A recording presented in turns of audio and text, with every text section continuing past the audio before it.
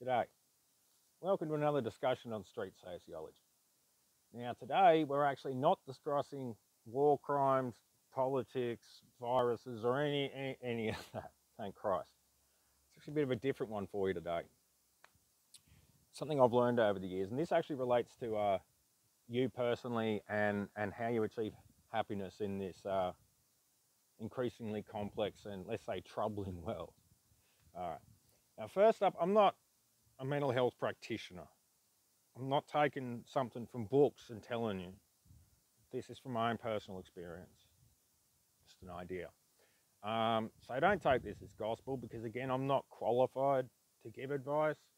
But truth be told, some of the shrinks I've spoken to over the years and they tell me stuff out of a book with no idea of the real world, well, that's just not helpful. So perhaps this time I can put my own little spin on things, give you a little bit of a, I don't know, bit of perspective on things, because that's what this episode's about. It's about perspective, and happiness is perspective.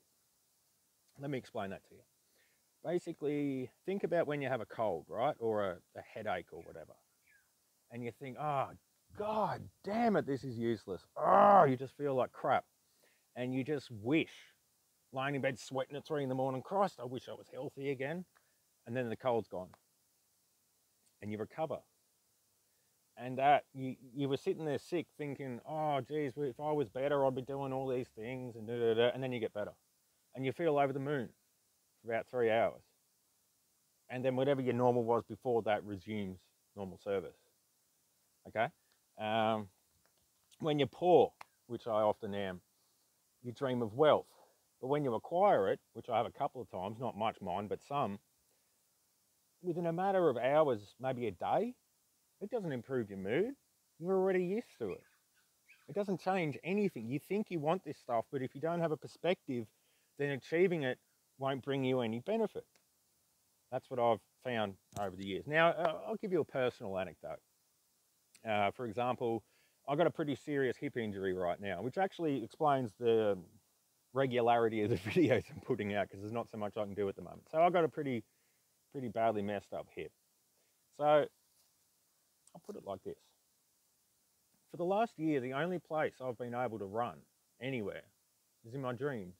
I run in my dreams. I can't run in the real world anymore. The house could be on fire. I can't run.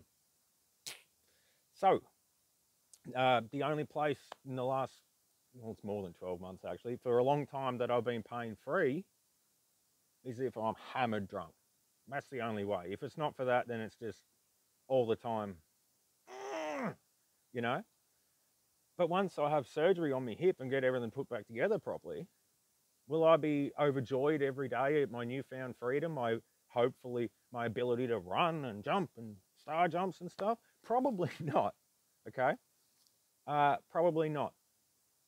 But I've got a hip injury, I'm in a lot of pain, blah, blah, blah, blah. But I'm all right with it. And the reason for that is I've had a lot worse injuries than this one.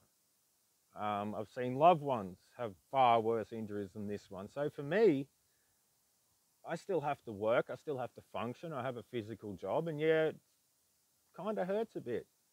But I've had worse. I can handle it. I know at some point it'll get better. Mostly. It'll never fully recover, obviously, but mostly better. I've had worse. This is perspective. See? You can't actually know what's good or what feels good or enjoy things if you've never actually experienced bad. Okay, so if you were born into a family worth like $1 billion, well, you're going to be getting hand-fed from a silver spoon everything in life you want, but it's unlikely to actually bring you any satisfaction or even joy, any more so than a working class person eating a meal. You could be a billionaire and have someone give you a $5,000 meal, and to you it's no perspective. All right, so perspective is happiness. You just got to think about things in that way. Like, am I happy at the moment? Oh, I'm not particularly unhappy. You know, I have a decent injury. And, pardon me. It is what it is. There's not much we can do about these things. Got to have perspective. So when you in my experience, you want to be happy, you can think about the times you weren't, and what you wished you had, and what you do have, and what you still can do. you know, the future. Yeah, my future has been a bit screwed up for a little while, but that's all right. It'll get unscrewed up at some point. I can handle it. I've had worse. I have perspective. How do I have perspective? Well, again, I'm not a qualified mental health practitioner, but I am, let's say I've got a lot of RPL, recognition prior learning in mental illness for myself, like quite a lot, actually. So I didn't learn any of this perspective business out of a book or from a lecture or any of that. No, no, no, no, no. I learned this myself, and I use it myself to deal with my own issues. Um, so that's just something I wanted to put out there, is a bit of perspective, you know, because I find personally it's the key to, frankly, to happiness. And I just wanted to try and put some good out in the world at the moment when things are so screwed up. So maybe this is a time for you to apply that yourself, various things in your life. But it's not as simple a matter of saying, oh, it could be worse, and anything can be friggin' worse. But think of how much better things can be, and how much better they may well be in the future. It's perspective. You can't have good if you've never known bad.